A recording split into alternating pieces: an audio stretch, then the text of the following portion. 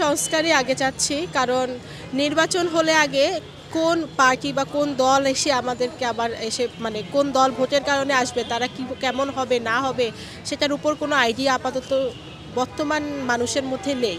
সেই জন্য এখন আমাদের বর্তমান যে ইউনূস সরকার আছে সে তার উপর একটু ভরসা করা যায়, কেননা আশেপাশে যেভাবে উনি নতুন নতুন ইনিশিয়েটিভ নিয়ে জিনিসপত্রগুলো নিজের মতন গুছিয়ে রাখতেছে, সেই হিসাবে এখন স্টুডেন্টরা অবশ্যই চায় যে ইউনূস সরকার যখন স্টুডেন্টকে সাপোর্ট করতেছে, সো সেই সাপোর্টের মাধ্যমে যেন দেশের যে সংস্কারগুলো আছে সেই সংস্কারগুলো যেন আরও ভালো মতন হয়। তারপরে যে সবাই মিলে বসে একটা নতুন করে কমিটি গঠন করে দেন একটা সুষ্ঠু নির্বাচন হলে আপাতত ভালো হবে। কোন কোন জায়গাগুলোতে আসলে সংস্কার প্রয়োজন বলে মনে করছেন একজন শিক্ষার্থী হিসেবে?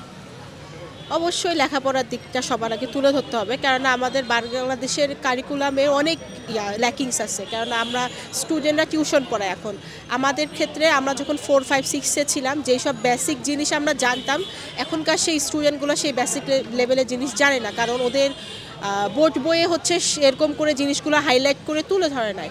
এই 2025 সালের বোর্ড বইটা কেমন সেটা আমার এখন পর্যন্ত জানা হয়নি। ওখানে শুনলাম সিলেবাস চেঞ্জ হয়েছে, ওই সিলেবাস অনুযায়ী যদি আগে যেগুলো ল্যাকিংস ছিল সেগুলো যদি ওভারকাম করে জিনিসগুলো সুন্দর করে হাইলাইট করে একটা স্টুডেন্টকে যদি পড়ানো হয়, সেই ক্ষেত্রে আমি বলবো যে স্টুডেন্টরা আরও জানতে পারবে, নতুন প্রজন্ম আরও বুঝতে পারবে যে ওদের কী দরকার কী না দরকার। ওই জন্য স্টুডেন্ট হিসাবে আমি সবার আগে চাবো যে আমাদের এডুকেশন যে সিস্টেমগুলো সেটার জন্য একটা ভালো সংস্কার যেন আসে। আচ্ছা, আরেকটা বিষয়, বিভিন্ন রাজনৈতিক দলের ভিতরে দুটো মতামত, কেউ চাচ্ছেন আসন ভিত্তিক নির্বাচন, কেউ চাচ্ছেন সংখ্যানুপাতিক নির্বাচন। একজন শিক্ষার্থী হিসেবে আপনি কি বলবেন? আসন ভিত্তিকটা আমি চাচ্ছি না, কেননা যদি আসন ভিত্তিক হয় তাহলে একটা লিমিটেড নাম্বার চলে আসবে, তখন হবে কি নিজেদের মানুষের মধ্যেই তখন একটা কম্পিটিশন তৈরি হয়ে যাবে। ওই জন্য আসন ভিত্তিকটা বাদ দিয়ে যদি অন্য সবাইকেই ওখানে যদি হচ্ছে